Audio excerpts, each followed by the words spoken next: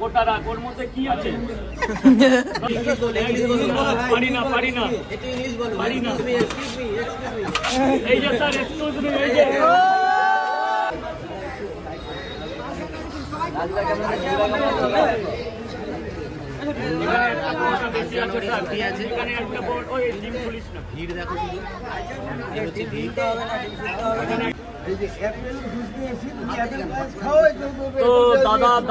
তো দাদা কিন্তু পশ্চিমবঙ্গ না, ভারত না, দাদা এসছে কোথা থেকে? বাংলাদেশ থেকে, বাংলাদেশ ঢাকা,